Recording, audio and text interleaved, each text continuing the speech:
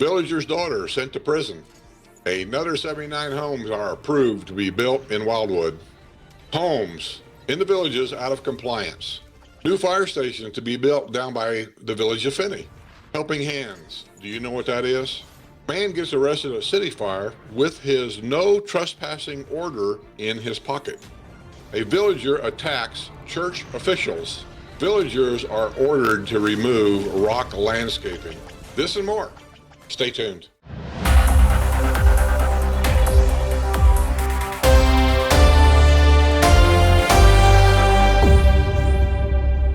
A mother has been sentenced to prison after inflicting a skull fracture on her young daughter at a home in the Villages. Jessica Leah Louise, 36, was sentenced this week in Lake County Court on a charge of aggravated child abuse in connection with a 2018 incident which occurred on the historic site of the Villages. She had been sentenced to 8 years in state prison. This is not her first rodeo. Lewis had taken her child to New Moors Children's Hospital in Rana, where it was determined the child had suffered a skull fracture. The Department of Children and Families was contacted and launched an investigation. A doctor also confirmed the child had suffered several fractures in various stages of healing on the leg, right arm, and ribs. During the investigation, Lewis's grandmother told the police that her great-grandchild seemed to cry a lot, and Jessica was annoyed by her crying. The great-grandmother dismissed it, telling police that it was normal for an infant to cry a lot. Lewis had been released from a Florida prison in 2017 after serving time on drug charges as well as grand theft charges. Her grandmother allowed Lewis to move in with her on St. Andrews Boulevard upon her release from prison. You got to ask yourself, why? Why do mothers and grandmothers and great-grandmothers here continually to allow these convicts, drug addicts, and troubled people to move in a retirement community? Give us some peace of mind and stop this. Lewis, while free on bond in a child abuse case, drained her grandmother's bank account of more than $100,000. The grandmother was 98 at the time. She just sounds like a wonderful human being.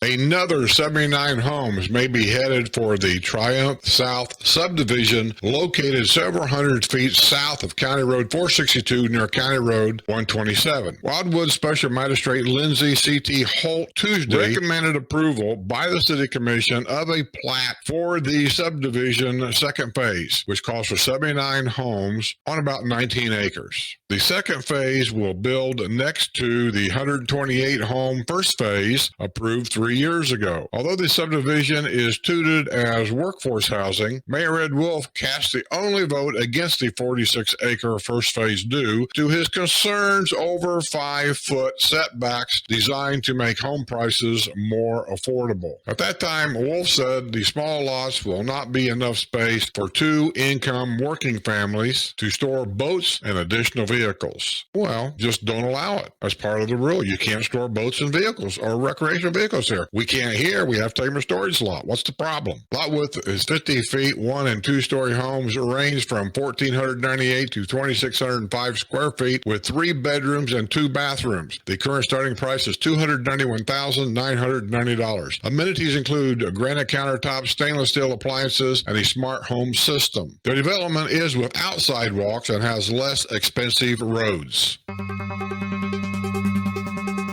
Owners of a home at 729 Royal Palm Avenue has been given 60 days to replace bare spots in the lawn and bring the property into compliance with community standards. The Villages Center Community Development District gave the owner an extra 30 days after a neighbor said he was trying to correct the problem. The owners are Paul E. and Jill A. Barkus. The neighbor who lives across the street said about 60% of the surface has been covered, but the soil is deteriorated and the efforts is hampered by roots from a large oak tree in the front yard that cannot be removed. He estimated it will take 2 months to complete the project. If the missing grass and bare spots are not corrected in 60 days, the owners face a $150 fine plus $50 a day fine until the property is brought into compliance. A lawsuit may be filed if the fines reach $1,500. The case will be dismissed if the property is brought into compliance.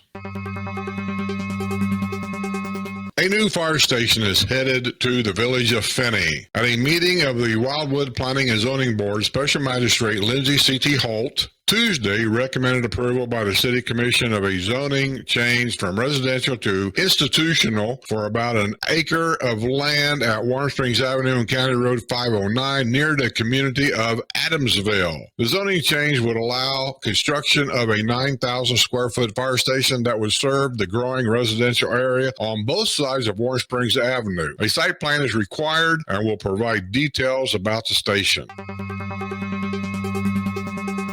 A subject has been arrested in a window smashing spree at Spanish Springs Town Square. I think we talked about this last week, but they had a suspect, but I don't think they announced any kind of an arrest. Well, this person's been arrested. A man had parked his 2016 white Hyundai Sonata in front of the Sharon L. Morris Performing Arts Center on November 25th and went to Margarita Republic, according to the arrest report. The vehicle's owner caught a ride home with a friend and returned the next day to get his vehicle. That's smart. He probably had too much to drink. Buddy was there. He said, "Can you give me a ride home? I'll get my car tomorrow." And when he came back, he found that his front windshield had been broken and a rear window was shattered. A van from the village's Helping Hands was also parked near Margarita Republic and had one of its windows shattered. In addition, a Hertz rental car parked in a nearby Vista Sonoma Villas had its back window shattered. There were also car windows broken in another nearby neighborhood. A deputy reviewed the surveillance video leading to the arrest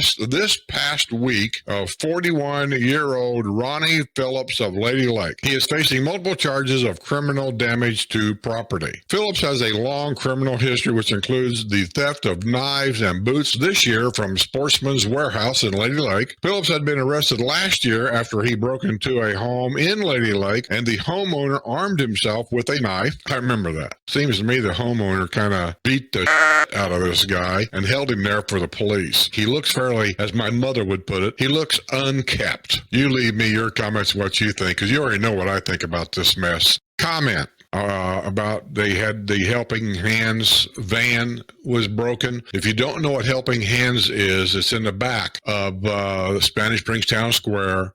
If you need a wheelchair, I can't think of all the stuff they got in there, but they have all kinds of medical supplies that you can borrow free of charge. Anybody. Wheelchair, people mover chairs, I think they call them, something like that.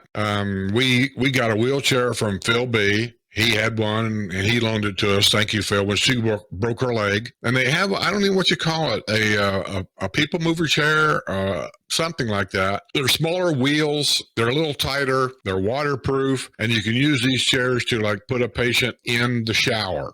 I don't know what else they have in there, but if you don't know about the Helping Hands, it's a great little thing. Like I say, they'll give you this stuff to use for as long as you need it for free if they have it available. A 72-year-old villager was arrested after making an unwanted return to City Fire. James Joseph Hagan of the village of Duval went to and through the restaurant at Lake Sumter Landing at about 7 p.m. Wednesday, according to the arrest report. The Kentucky native had been banned from City Fire on November 25th after getting into a verbal dispute with the restaurant's management staff. When he returned to City Fire, Hogan made it all the way back to the bar kitchen area. When deputy arrived and questioned Hogan about the trespass order against him, Hogan reached into his pocket and produced the original order, which confirmed he was not allowed to be on the premises. It confirmed he had been banned from City Fire. Hogan was arrested on a misdemeanor charge of trespass. He was booked at the Sumter County Detention Center and released after posting a $1,000 bond. Mr. Hogan, you had the paper in your pocket that said you're not even supposed to be there, so why were you even there?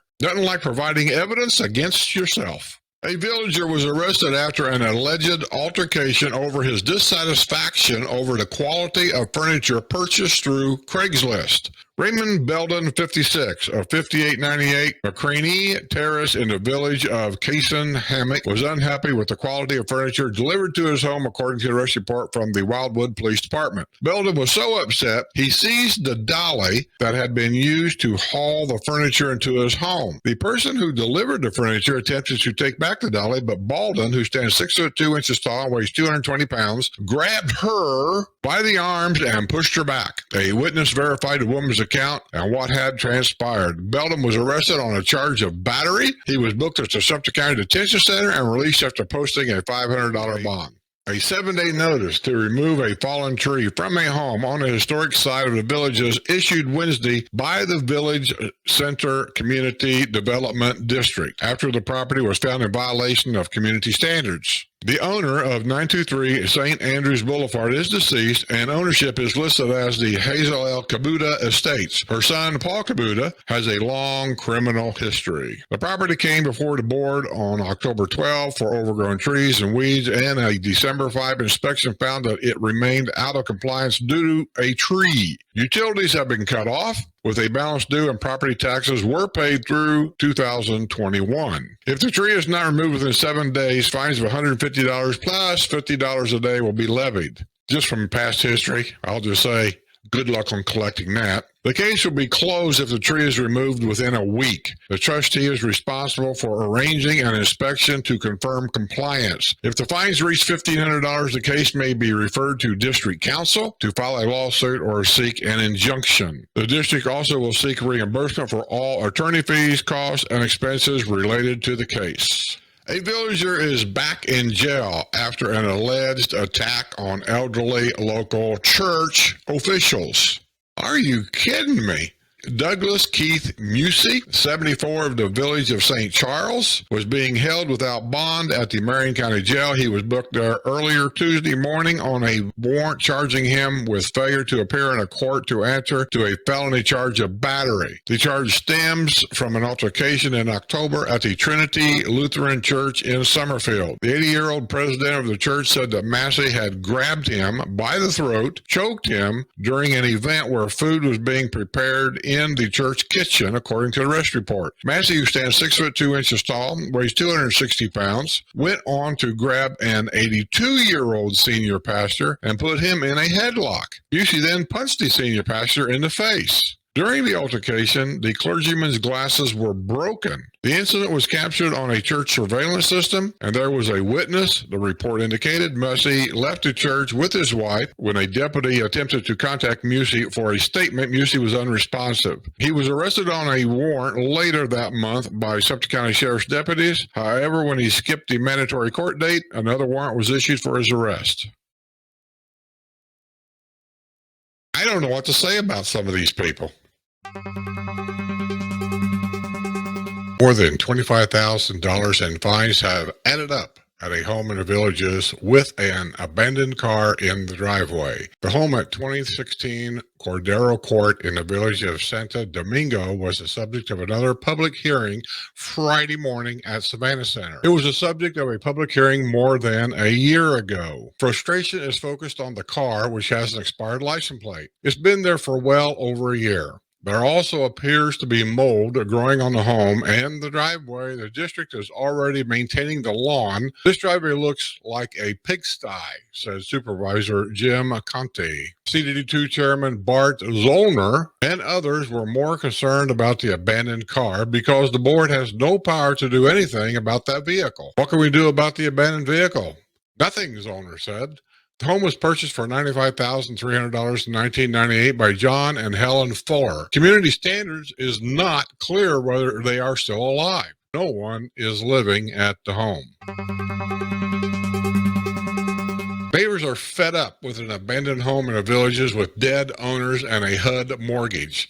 The home, located at 3288 Shelby Street in the village of Summerhill, was the subject of a public hearing Friday morning before Community District Standard Board 3 of Supervisors at Savannah Center. The home was owned by Billy and Carolyn Mann, who are both deceased. They purchased the home in 2003 for $118,500. The mortgage is held by the U.S. Department of Housing and Urban Development. Several complaints about the property has been lodged about overgrown grass, weeds, and mold. Neighbors testified Friday that the abandoned home has been a problem for 2 years. They are frustrated, particularly at HUD, for ignoring the situation. They came like vultures and took furniture and then disappeared, said Omar Marini. We need help, and we need to get our legislators involved. They need to help us. The unpaid fines at the property exceed $23,000 and continuing to grow and adding up. Abandoned homes and homes, people that have passed away and just left, reverse mortgages. All these are a problem because there's nobody want to accept responsibility. A 75-year-old sex offender forbidden to have contact with minor children has registered an address in the Villages. Francis Talbot Robinson on Thursday registered his address at 3264 Krantz Avenue in the village of Pine Ridge, according to the Florida Department of Law Enforcement. Robinson was placed on probation for 5 years last month in Lake County Court after pleading no contest to 4 counts of possession of child pornography. Special conditions of his probation include no contact with minor children, forfeiting the devices seized at the time of his arrest, and a requirement to register as a sex offender. He can use the internet, but must have internet monitoring software installed. In other words, the court and the police department will keep an eye on him. I still say pictures of all these sex offenders with children or whatever should be posted at every family pool here with a notice underneath of it and a phone number saying if you see any of these people at this pool, call whatever county you're in, call this police department immediately. 3 villagers in a villa community have been ordered to remove rock landscaping. The Community Development District 3 Board of Supervisors held 3 separate public hearings Friday on the illicit rock landscape in the Alexandria Villas in the village of Bel Air. The properties are located on Roanoke Street, and all 3 were found in violation due to the complaints lodged with community standards. The architectural review manual states that homeowners cannot replace sod with rock at patio villas. Rock can only be used as an accent. The violations prompted a lengthy discussion about whether rock should be accepted. The supervisor viewed photos of the violations during the public hearing held at Savannah Center. I don't find this objectionable. I don't find it offensive or inappropriate, but it's a violation of the rule. Maybe we need to revisit the rule, said Supervisor Gail Lansonby. Duckett explained that professional engineers has offered an opinion that rock landscaping in patio villas could pose a danger to property. Without sod to help soak up heavy rain, the runoff from the rock could overwhelm the storm water drainage system and cause flooding. Villa roads drain down to the center, unlike regular roads, which crown in the center and drain to either side. Now, I know a lot of you are going to wonder how that works. If this rock was put down by professionals the way it's supposed to be put down, the reason why they're talking about runoff and the sod doesn't soak it up is because underneath this rock is a material not unlike a roofing material, like tar paper, kind of like. They lay that down to keep weeds from growing through. This is not the weed control stuff that you would buy at Lowe's where water can go through this light papery like material. It's not like that. It's a thick, heavy material. It's made to last for years. And if it rains through the rock, it will not penetrate that material underneath the rock and run out into the street. Also, I've been to villa areas where they've had a lot of rock, and I don't know how it's installed, but after a real heavy tropical rain, our rain here is not like it is up north. We could get 10 inches of rain in just a matter of a few hours. I've seen it, and it comes down in sheets. I've actually seen a lot of this rock washed out into the road. Eventually, it ends up down into the drain. It could cause a problem. What? I don't know. I mean, I'm not an engineer or anything, but yeah, I can see where there's a problem. A villa resident is concerned about a truck which has been parked on a street in her neighborhood. Georgia Kramer, who lives in Sun Valley Place in the Ashley Villas, spoke out Friday before the Community Development District Board of 4 of Supervisors. She said a new neighbor has moved in and has a friend parking a truck on the street at Boxbury Court. Our concern that this truck is in the street and nobody cares. She said she's contacted Community Watch and the Marion County Sheriff's Office, but they have provided no help. Deputy District Manager Carrie Duckett said that there is no restriction on parking in the street in the Villa community. CDD4 Chairman Cliff Weiner encouraged Kramer to knock on the door of the new neighbor's home and explain her concern. See, this is how they pass the buck. You go do it. We don't want to do it. You go do it. Kramer said she tried having a conversation about the truck parking issue with the new neighbor. I got the deer to headlights look, she said.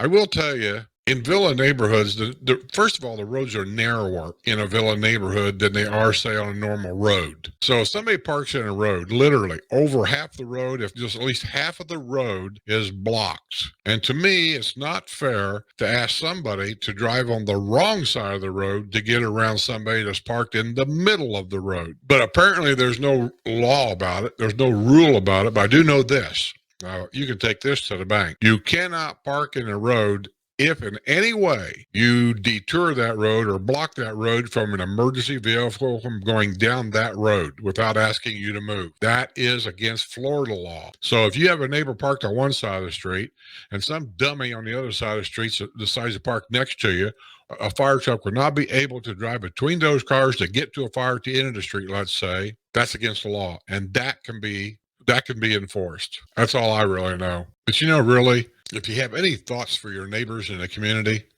why in the hell would you park in a street to start with? Tommy James, 75, and his band, the Shondells, played a ferocious and rocking set before an appreciative audience.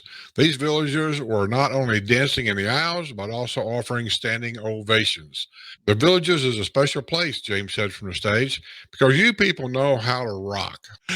Oh, these guys have got their stage presence, don't they? They know what to say. This time of year when the snowbirds start coming back, they start really bringing in the bigger acts. I'll tell you, Sharon, during the summer when all those full-timers are here, not so much.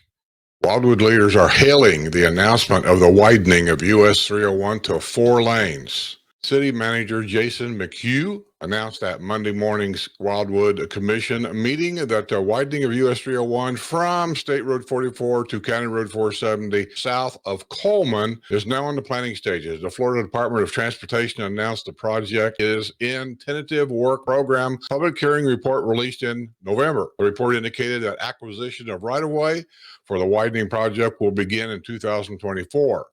The construction work could begin as early as 2025. We all kind of knew that widening 301 down past the Finney area was going to be probably something they were going to have to do because of the traffic. Just in the few years I've been here since they started building south of 44, the traffic on 301 with the trucks, cars, you name it, people from Coleman driving up here to do shopping or whatever, certain time of day, that traffic can be backed up at these stoplights in downtown Wildwood pretty bad. A villager was arrested after allegedly hitting a man on the head with a wine bottle.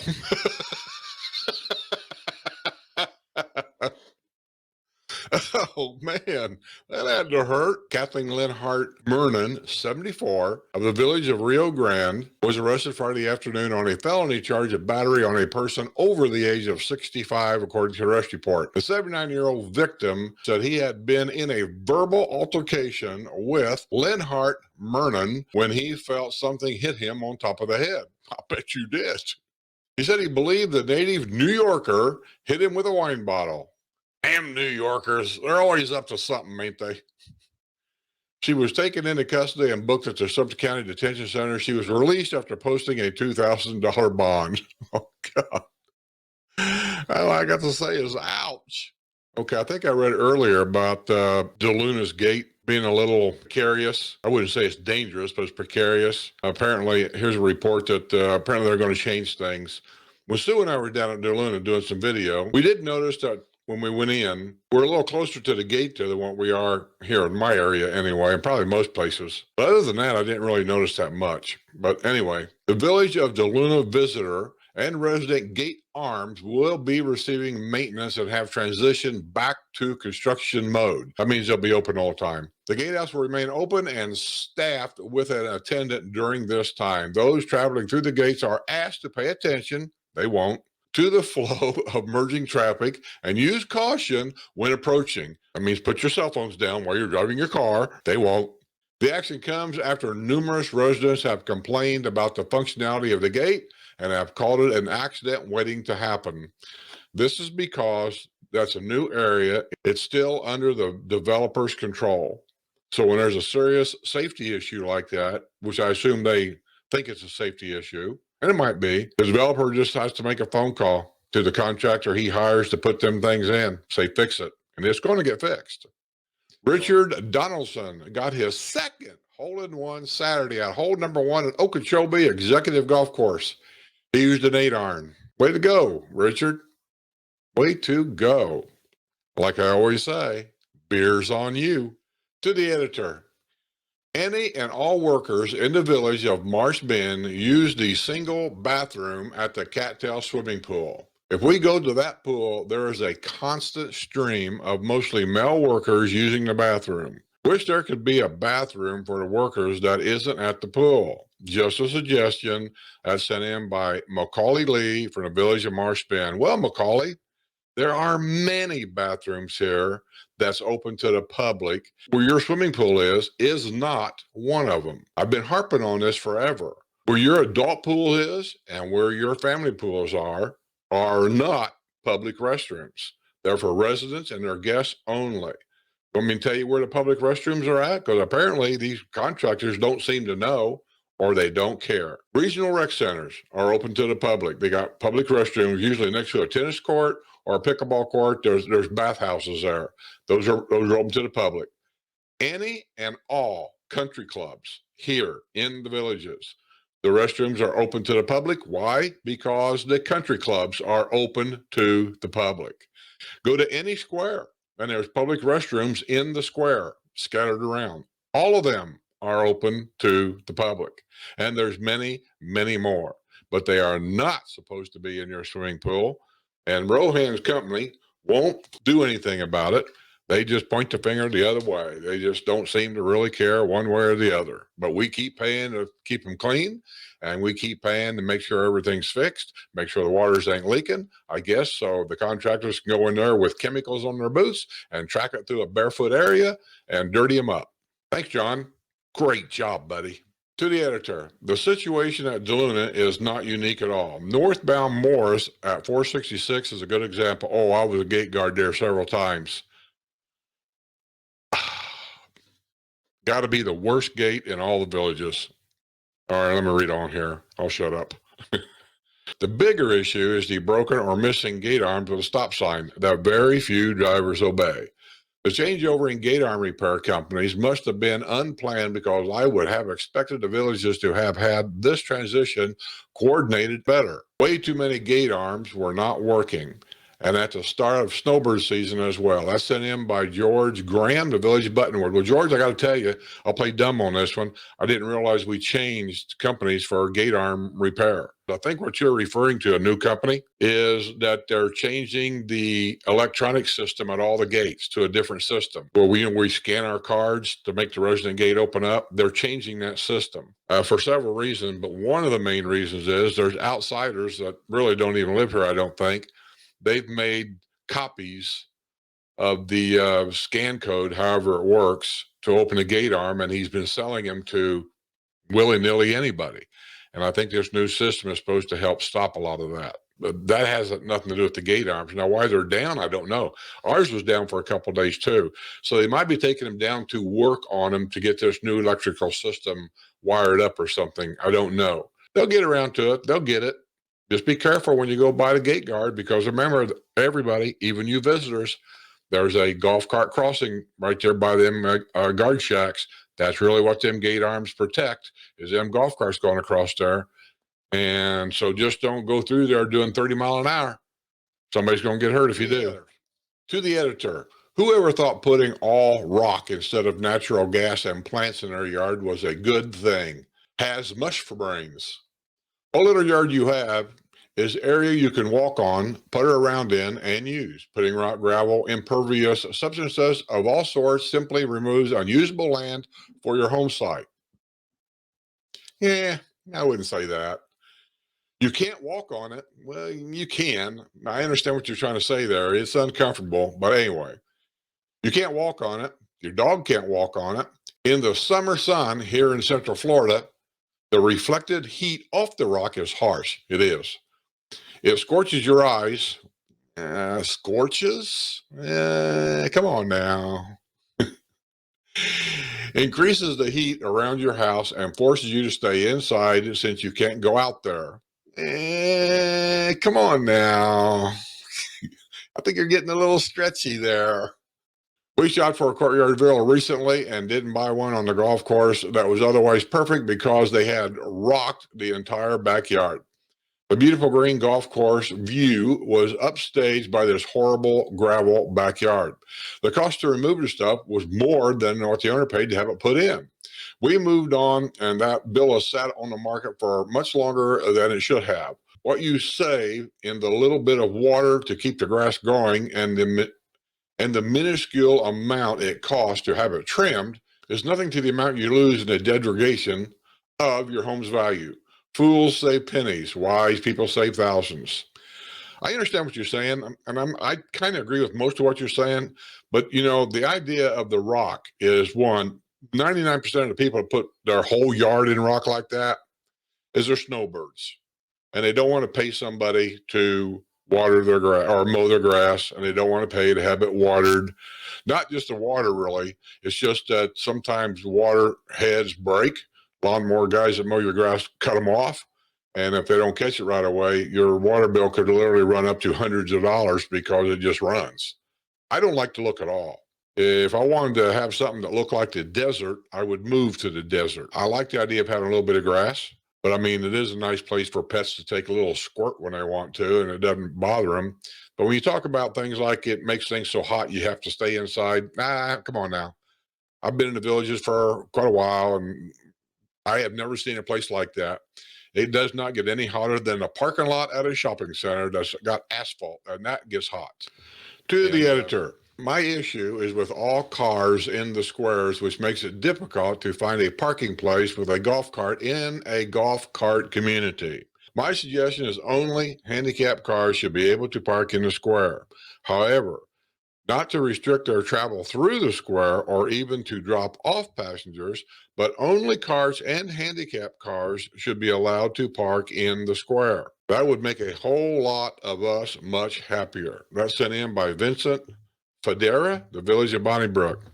Well, that makes common sense. But how many times have you went to a shopping center and seen people that don't have a handicap sticker, don't have a handicap license plate, and they're parked in a handicap spot? Because basically, the police don't look for her, and that's why they get by with it. How many times you go to a store around here and see golf carts parked on the sidewalk? How many times you go to the store and you'll see cars? I'll tell you a good one. Winn-Dixie at Pinellas. They got the sidewalk that comes down even for those of us in wheelchairs or whatever to make it nice and easy for them to get up, and also to push your cart out to your car. It makes it easy transition to get your stuff out to the car. And people will pull their cars up there and park it right there all the time. People that's coming out, handicapped or whatever, has got to walk around the car. They have to walk in front of the car. They can't see around the car. I mean, it's just why? The police don't patrol that. They don't go through there once in a while and hand out tickets, or go through there just once in a while and give a toot of their horn and point at the guy and tell him to move on.